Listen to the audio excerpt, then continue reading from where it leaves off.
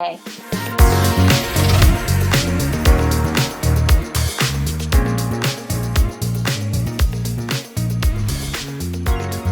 hello everybody, and welcome to my presentation, V is for Victory, where we're going to spend the next 40 minutes talking about the elements of a successful MRP, ERP implementation and rollout.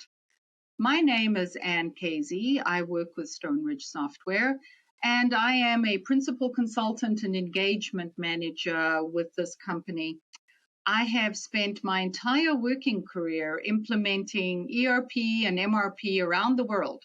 I'm north of about 250 implementations. I've done them in 39 countries and 6 continents. I've been doing it for far too long. The only continent I haven't been to yet is Antarctica, and that's just because the penguins don't want MRP yet.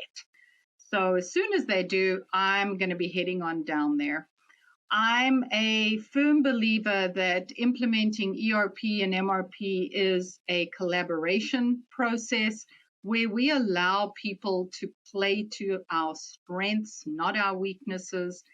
And I also know through years of experience that we overthink this. We make it a little more complicated and expensive by not starting out the way we want to end up, by not building quality into the process early on. So anytime I start engaging with a customer, I say to them, what is the one thing that's going to be the hardest for you or your team to do? And the answers are going to be budget. The answers are going to be time. The answers are knowledge gain, the constraints of a new system, the freedom of a new system. And implementing ERP is not easy because we focus on the hard. We think about all the work that needs to be done, all the time, all the dollars, the changes, the organizational change management pieces of it, the mental forces that go into implementing a new system, because an ERP system touches all the parts of the business.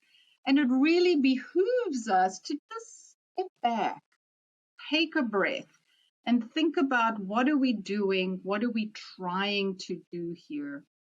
And so when we're going to implement a new system, we really are trying to build out a common vision for the company.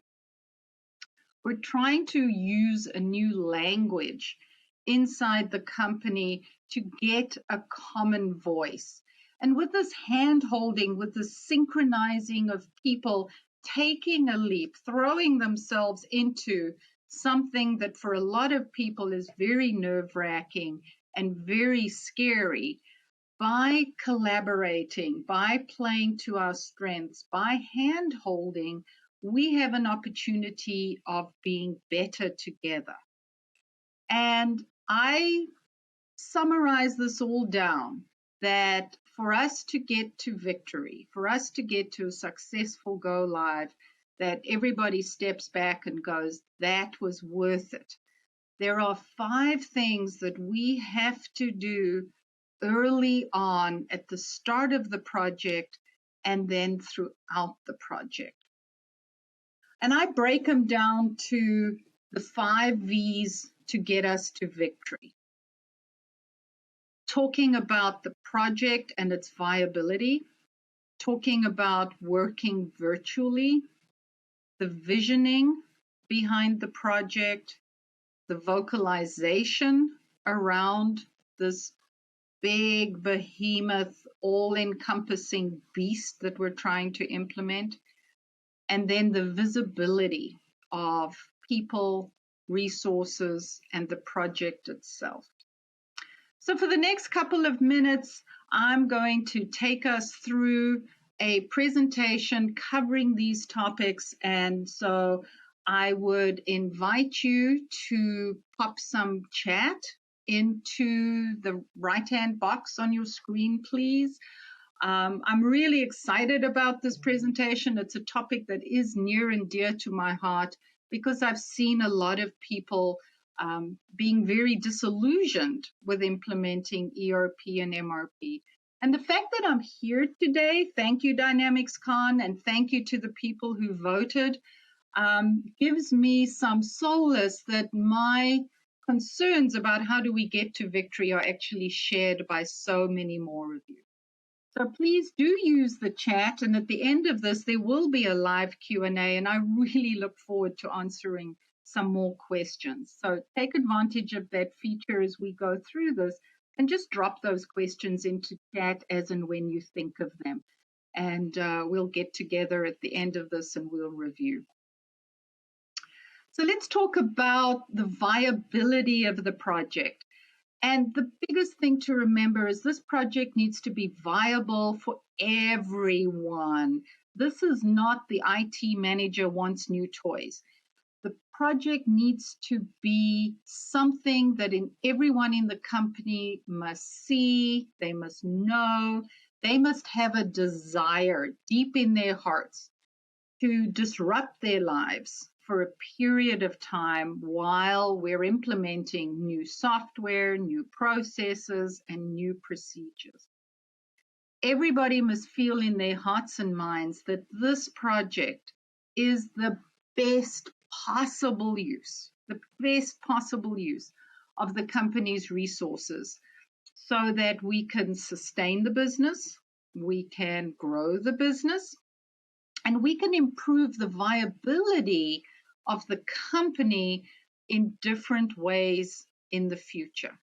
So not only does the project have to be viable from a people resourcing point of view, but it needs to be something that is going to add value to the company to improve the company's viability. Whether that is allowing the company to move onto a web platform, allowing the company to take advantage of the Power Platform, allowing the company to move into an omni-channel environment. Whatever those extra gains are, they need to be adding value to the business and not just a software lift and shift. This viability statement, I encourage people to document it, to put it in as part of your project charter. Repeat it often, and then remind people of it throughout the project. When we get to those dark days when people are like, this is hard, the reminder is, why is this so important? What value is being added into the business to increase the viability of our day-to-day lives as well as the future view of the company? So that's our first V, is viable. And then our second V is virtual.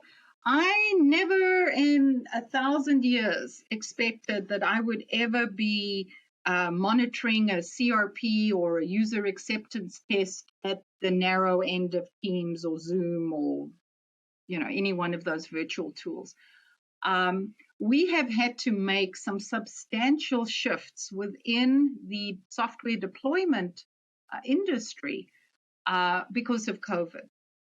And some of it's been horrible. It's been hard. It's made something that's hard harder in some ways. And in other ways, it's actually allowed us to do things differently. And different very often is good. So the one thing about using a virtual platform for deployment of software is it becomes an equal playing ground. Everybody can participate in the solutioning of the software.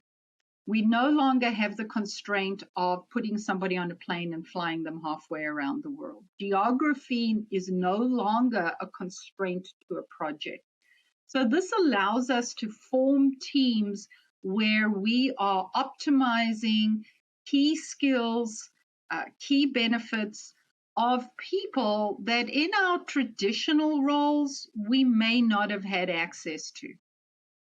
Virtual tools allow us to form connections at a deeper level because we can have long conversations, we can have great collaboration on a virtual whiteboard, we can use tools in terms of mapping, in terms of documentation, in terms of tasking, our DevOps, our toolbox becomes available to everybody, and is a great equalizer of knowledge, of power, and information within inside the project. So no longer is it that someone has their own little treasure chest, or you need to go into a war room to speak to somebody to get information or see the latest project plan or anything like that. The virtual tools become the backbone of our project. The one thing that I will say is you do have to plan for more time when you are working in a virtual world. We have found over the last year and some that our joint process design sessions, our conference room pilots, our user acceptance testing sessions, some of our design sessions, some of the development conversations, they don't flow as easily as they do when you eyeball to eyeball or you both standing at a whiteboard scratching all over the place. And so I always say to people, if it was going to take you an hour, plan for an hour and 15 minutes. Also plan for more play. Plan for fun activities during the project. Especially if we are going to be more heavily focused on working through a virtual environment. Plan icebreakers, plan goofy. I had one customer, they had Scrabble tournaments on a Friday. And things like that you think, well, that's sort of frivolous, that's a waste of time and energy, but you're trying to build a team. And it's much easier to build a team when at the end of the day you can all go out and have dinner together. You can't do that in a virtual world. So what can you be doing that people get to know each other? People get to know each other's families. People get to know that in my spare time, I'm a calligrapher. What are the hobbies? What are the interests that people have, that people share to become a little more close-knit, to build some trust, and to better stabilize strengths and weaknesses? The other thing in a virtual world is paying attention to the details. And these details include personalities and they include project details. It's a lot easier to have visual dashboards inside a war room where you can walk in and see, these are the top 5 things that we need to be working on today. So we need to replicate those into a virtual environment and make sure that we are communicating not at the detail level, but at a level a little bit higher up so that everybody has the same target, the same goal, and the same shopping list of what are we doing today? What are we doing in this sprint? What's this team doing where? And we need to be crisp and clear about how that communication is being disseminated. So is it easier or harder to implement in a virtual world? My gut is it's harder. Is it a better quality product? I think it is, because we can tap into people who may not have been available to us if we were doing everything on site. So allow for a little extra time, allow for play. We need play. This is hard. And then pick those tools, pick those assets that are going to make this much more collaborative and communicative in a virtual world. So my third V is vision. What is the nirvana? What is the goal of this project? Everyone involved in the project, directly or indirectly, should have a 30-second vision statement of why ERP is being implemented now. I always say, if I woke somebody up at 3 o'clock in the morning and said, why are you implementing ERP? They should be able to give me a little elevator pitch. It could be something like to create a communication system of reliable and repeatable processes that will allow us to improve customer, employee, and vendor satisfaction. That's the holy grail of implementing ERP right. The one customer said to me, to stop customers yelling at me. Perfect vision statement for their project. Start your meetings, start your sprint reviews by reiterating this vision. Have a slogan. Give your project a name. Use it as your test. Pick your vision. Put it on a Post-it note. Believe it. Share it. Put it on a signboard. One customer had T-shirts done that everybody was crystal clear on why we were doing this, what the goals and the outcomes of this project were going to be, what our wish list was, the nirvana, that at the end of the year or the 2 years process, where would we be in the world? What would have changed? What would be better? And that vision statement, I think you can have a long one and you can have a short one. But it's something that you talk about and you reiterate every single time. It also does become the acid test for should we be doing this? And if you're not sure, should we increase scope? Somebody's going to do this bright, shiny object over here. Is this core to the project? The question becomes, is this something that supports our vision for the project or is a distraction to the project? We're very, very quick in the software world to find another bright, shiny object. Like implementing, ERP isn't hard enough. We're like, well, let's see what else we could be doing, or let's see what other little bundle of joy we could also be implementing at the same time. If it's not supporting the vision, don't do it. That dilution of vision, that dilution of the necessity for your ERP project will come back and bite you. If people are allowed to create noise around the vision, create noise around a project that you have said is the future of your business, your viability statement depends on it, and then you start implementing 17 other things, or you're going to go and do a whole lot of other stuff that's going to pull resources off of the ERP project, then you were never 100% serious about doing ERP and doing it right. So anytime there's going to be a distraction or somebody has a bright new shiny toy, does it align with our vision? Is it supplemental to the vision? Does it make the project outcome better or stronger? And if the answer is no, or yeah, I don't think so, but it's really nice, then I would recommend you don't do it. Wait until you have your core system, your ERP system, bedded in, bedded down, and then you can build off of that skeleton. So pick a vision, pick a focus, stick to it. Don't get distracted with bright, shiny objects. So again, if you have any questions, pop them in chat on the right-hand side of your screen there.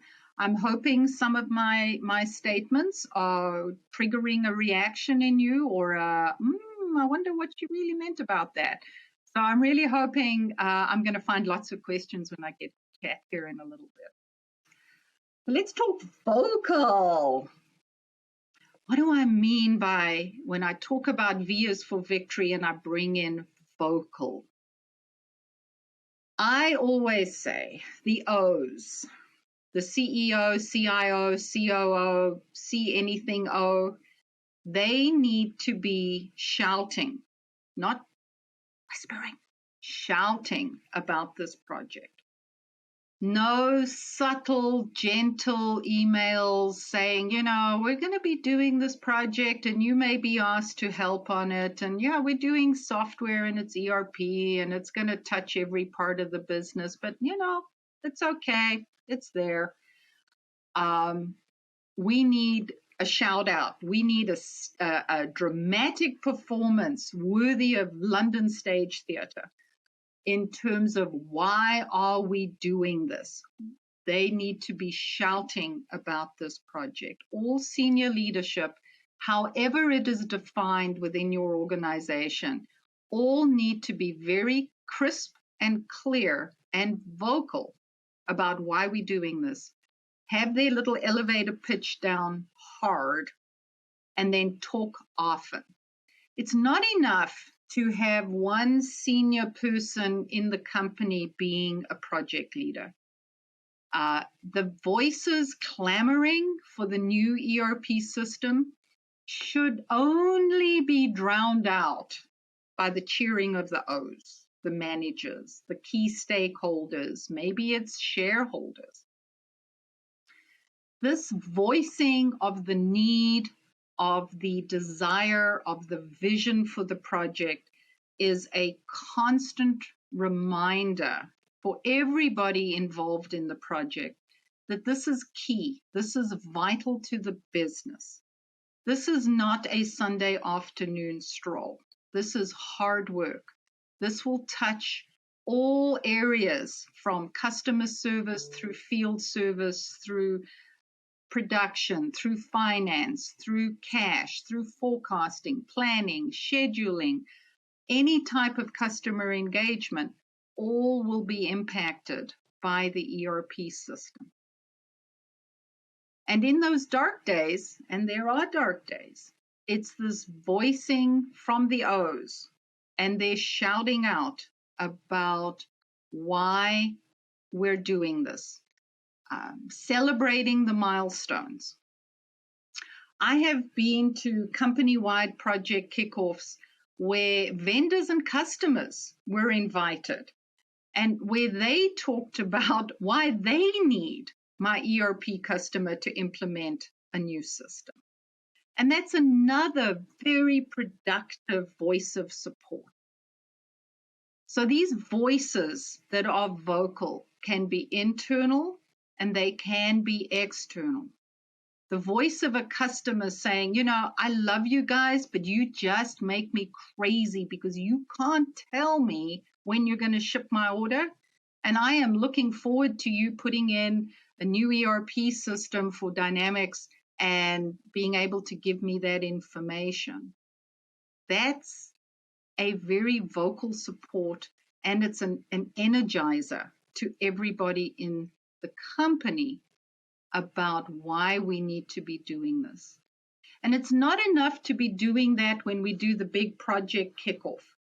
It needs to be constant throughout the project, celebrating milestones, making sure people are aware of upcoming events, asking people to participate in upcoming events. When we're going to do a warehousing stress test, let's turn that into some kind of a play event that everybody's now running around with barcode scanners and label printers, and they're going nuts crazy, capturing all kinds of transactions.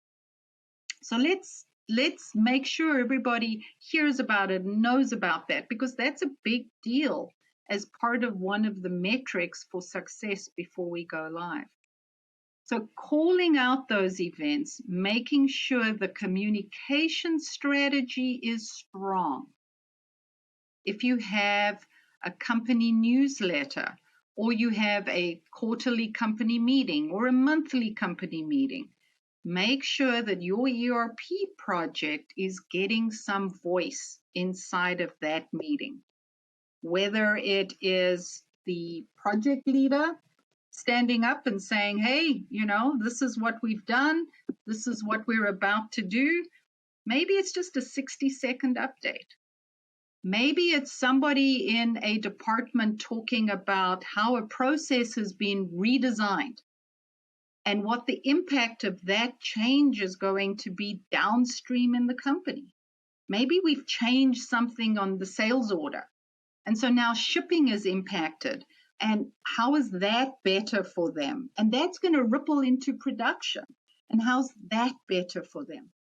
So this vocalization, this talking, this sharing at all levels of the company, but most certainly from those people that I lovingly call the O's, or senior leadership, however it's defined inside your organization. Those voices need to be loud and they need to be proud. When the dark days happen in a project, and the dark days always happen in a project, where everybody is like, oh, this is hard, and I'm tired, and this hasn't gone well, and I don't know if they're just whining. The voices of encouragement and the reminders of why this project is important become absolutely vital for the continuation of the project, and the reinvigoration and the reminder of why this is important. People like to know that what they're doing matters. And it is very often when somebody says, that lockbox procedure that you've now reevaluated and you've taken it from an 8-hour nightmare to a 2-hour job, that is going to make a difference. That vocalization of those successes and the progress become very, very important to everybody. And everybody needs to hear it, whether they're directly involved in the project or tangentially are involved as a recipient of the system and as an end user. So O's, you need to be shouting about this project. No gentle, subtle, oh, by the way, we're implementing ERP and you may have to go to a project meeting. Lots of good, strong communication of the goals, the visions, the progress of the project. And that brings me to my last V, which is visible. So I talked about vocal, and that's important. The messaging behind the project is important. But then the visible is what I mean. It's the visible. At Stone Ridge, when we have good news, we ring bells. It's like we're in Switzerland. There are cowbells ringing all over our teams meetings when we have a celebration. So have some bells. I had a customer used to bang drums. Every time they had a breakthrough or they'd found a way through a problem, there was drum beating. Have banners, print t-shirts, have an all company meeting, have a picnic. Every time you finish a round of joint process designs, have a party, have rewards, whatever it takes, do whatever it takes to make this new ERP system a disruptive force for good inside the company. Both when the implementation starts and you have the big kickoff party, and then over time, as each of those milestones roll through, ask yourself as a project leader, as a business process owner, as a leader inside the company, how do we make sure everybody knows, A, there's progress and we're marching to our timeline, we have a plan, we're executing to the plan, and then secondly, what are the outcomes? What is the good coming out of this project? Give your project a name. You're going to be living with this thing for a while. So let's not just call it the ERP project. Let's give it a good name. Verbalize a noun that is the goal of the project. I had a customer the other day. One project I'm working on is called Project Arrow, in terms of finding our target, moving ahead. I have another customer that did a brilliant alliteration around Project Boost, where the BOOST has meaning in terms of their business and the way that they talk about their business. So give it a name, put it on t-shirts, provide vision statements. These should be visible throughout your operation. I have one customer, they did a kickoff playlist. These were the songs that we were listening to during the kickoff picnic when the teams were introduced. Everybody had T-shirts on. And people look at it and they go, okay, and really that's just a little over the top. But remember, this is a key project that's going to impact everybody inside your business. So make sure it's known, it's visible. It is a connection point for people. Have signs for your subject matter experts and your business process owners that say, ask me about our ERP project. I had one customer, people had signs outside their door that said ERP means everyone rejects past thinking. So be loud, be proud in all the ways you can think of. Be big and brave and shout out the goals of the project proudly. Implementing ERP in any company is a big deal, so treat it as such. Project updates, milestones, breakthroughs should be celebrated, and this information disseminated in an ongoing chorus of keeping the project and its importance visible. I always say to people, implementing ERP is not a sprint. It's a marathon. And if any of you have ever done long distance running, I used to do long distance bicycling. If you're in a marathon, it is always made easier with people cheering along the route. So make sure that that visibility, that cheering is consistent and loud throughout the life of the project. And that wave of communication helps carry you towards your victory. So my summation is V is for victory. Any ERP implementation gives an organization those unique opportunities to do things differently, to improve processes or procedures that have had a stranglehold on the business.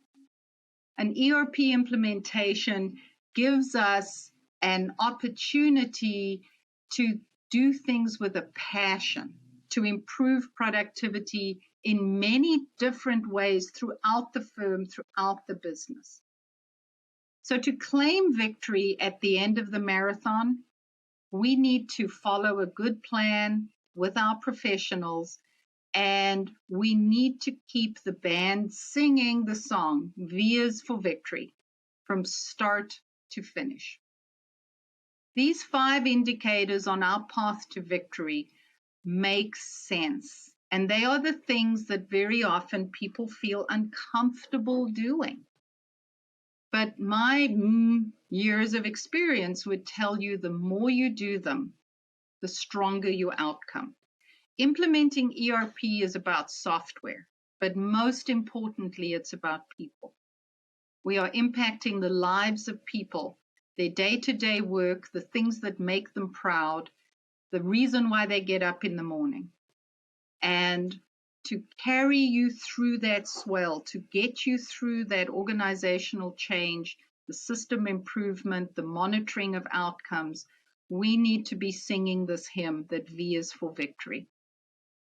That we are constantly and consistently sharing the news about the project in all the ways we can, using the tools we can, whether remote or virtual or in person, being vocal, reclaiming the viability of the project, and at the end of the day, being able to say, this was a long marathon, but the cheering and the consistent communication and the knowledge that there was a clear vision that was sustained, maintained, and claimed by everybody throughout the project gets us to the goal line, gets us over that finish line at the end of a long project.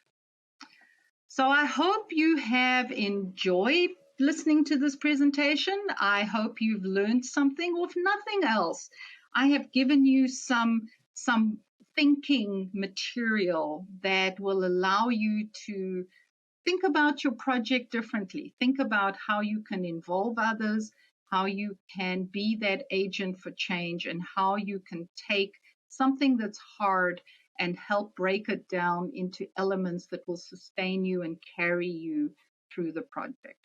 It has been a delight and a pleasure to be a guest here with Dynamics Con. Again, I thank you all so much for your time and attention. Please do put questions into chat. And in a few minutes or maybe seconds here, we're going to switch over to a live Q&A, and I look forward to chatting to all of you. So thank you very much, and we'll see you in the live Q&A.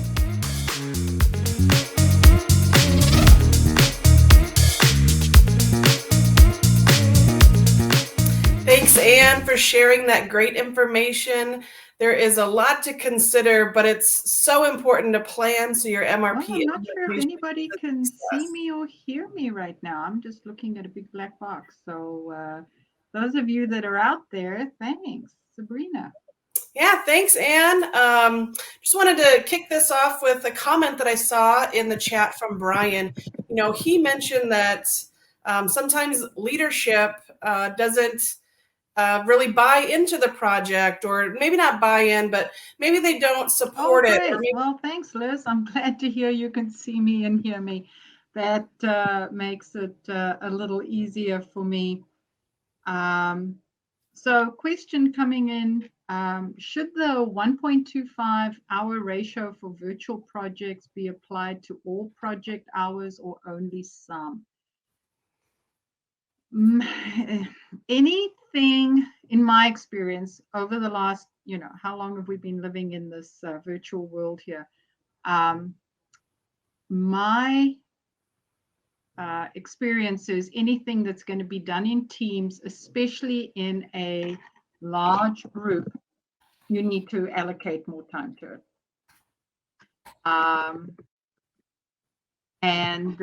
So any of your requirements gathering, conference room piloting, business solution testing, any of those things, I am allocating more time. I am also shortening up the windows. So I am really focusing in on smaller chunks of time, but more of them. Work that you're doing one-on-one, I find that tends to be able to go along very much at the same pace. But it's when you're getting into those larger group meetings that I am adding more time into the budget, as well as more time for planning and conversations. Hi, Richard. If you're a SME, how do you avoid second guessing post-implementation? Same, seems like some users always want to say, well, the old system worked better. Yep, I know. The part of it, for me, the biggest part of it is bringing people into the project early. I get very twitchy around projects that I talk about projects being done in a tower or projects being done in a fortress, where you have a couple of key people and they are implementing the software. And nobody even gets a peek in until you're 60 days, 90 days away from go live. And by then, the die is cast, right? Everybody now has a really nice tower that they can throw arrows at. Because they were not part of the solution. They have not been part of the process. They feel excluded. They feel diminished. So I always say, who are the people that are the negative Nellies in your company? Who are the people that it doesn't matter if it's got glitter and wings and flies? They're always going to complain that, it should have a sail or rails or something. I like to get those people in the project. I like to get them in early. If nothing else, to be part of some of the early design sessions, to be part of some of the early readout sessions, this is what the design's going to look like. The more you can have people in the tent, the better. And you know who those people are going to be. Even after then, you're still going to have people, and here comes a question from Sabrina that's tying into what I was going to talk about. How soon do you start messaging when things are going badly so you can get it back on track? And so to me, bad news travels at twice the speed of good news, right? The minute the smallest little thing is starting to go off the rails, boom, it's around the company, the ER project's going to fail. And those people, those SMEs that Richard was talking about, they eat that up. That is breakfast to them. They love this stuff. And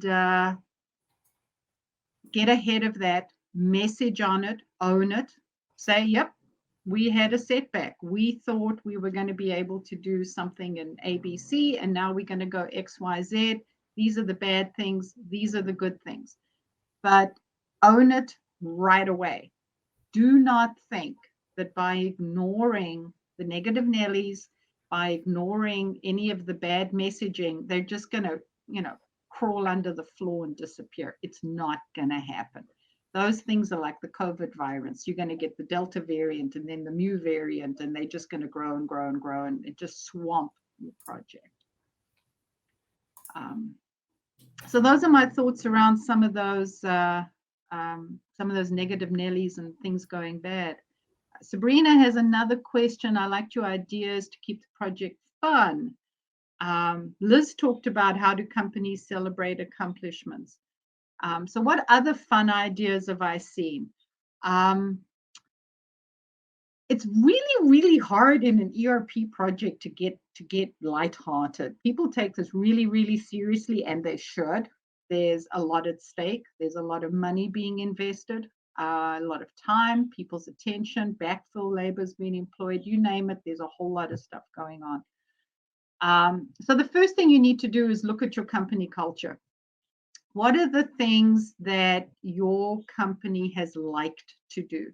Some people like small events, small team-based events. Some people all want to go to Top Golf and hit golf balls.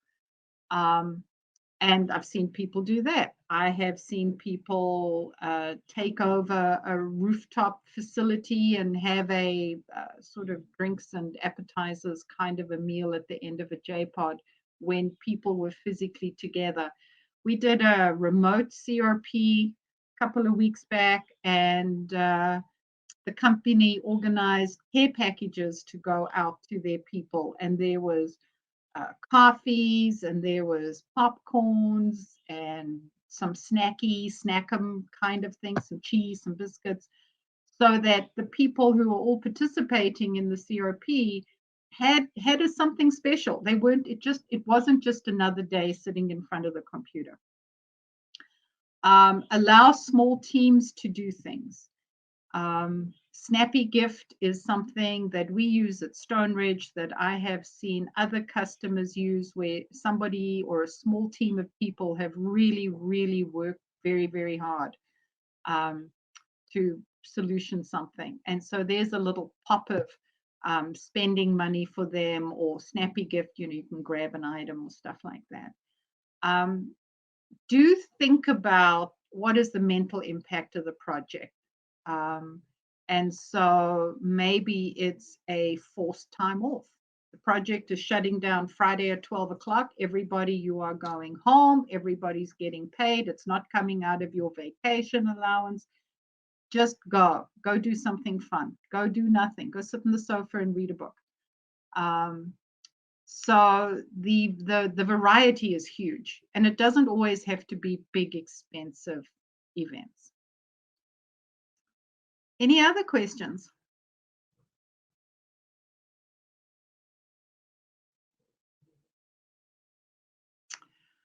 I talk about having a vision, but what is the best vision you have is upgrading. So those people that are living in the AX 2009 world, they're like, I just have to upgrade. That's the only thing I can do. I just have to upgrade.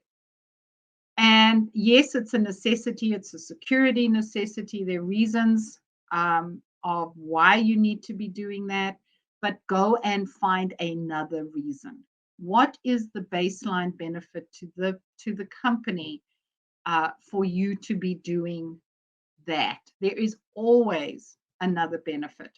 Getting from one software platform to another is the railroad track to a future. It is not the destination. So find out what those other destination points are going to be. What added functionality, we can now use engineering change management. Oh my goodness, we can solve our inventory problem with the inventory visibility module. Find some of those maybe more tactile things to excite different parts of the company. Landed cost gets all the accountants excited. So find those wins, find those functionality gains or user enhancement gains along the way and celebrate those. Don't just talk of the project as just an upgrade. It's a lot more. Projects go badly less often. A question here, what is my experience about projects going badly? They go badly less often than we think. They are allowed to go badly because there's this whole mythology that when you implement ERP, it's going to fail for the first 2 times you do it. And that's rubbish. I've done over 225 implementations, and I have had 3 that were abject failures. Things may not go according to plan, and go back to the earlier conversation, get in front of that fast, control that messaging, figure it out, don't let it fester. It will take your project sideways. Projects go badly because you don't have a good, strong partner. Projects go badly because you don't have a solid plan. Projects go badly because the people who are implementing are not trained in the methodology you're using to implement or in the software you're implementing to. Those are sort of your baselines. Overarching, if you do not have corporate support, if you're the O's, the C-suite people, if they are not loud and proud and cheering everybody on, help them understand they need to be doing that. So I think we're coming up on time here. I'd love to continue this conversation. You can email me at ann@stoneridgesoftware.com or reach out to marketing@stoneridgesoftware.com. Thanks for your time. Thanks for your attention. It's been a blast talking about something that I am truly passionate about, and that is putting people into a successful implementation and really going with those 5 V's for victory in terms of some simple steps, some things that I don't think are particularly hard, but you've just got to think about the project differently. Don't have to think about it as something that you're going to do in the dark of night with a small team of people. It is a company-wide effort, and play to your strengths. Involve a partner who can help you play to your strengths, who can help you build out a successful project, and always think about the vision, the visibility, the voice, keeping it vocal, and letting the light in. I wish you all the best. Thank you for spending some time with me here. Again, if we can help, we'd love to chat more. And good luck with your projects. Every best wish. Thank you.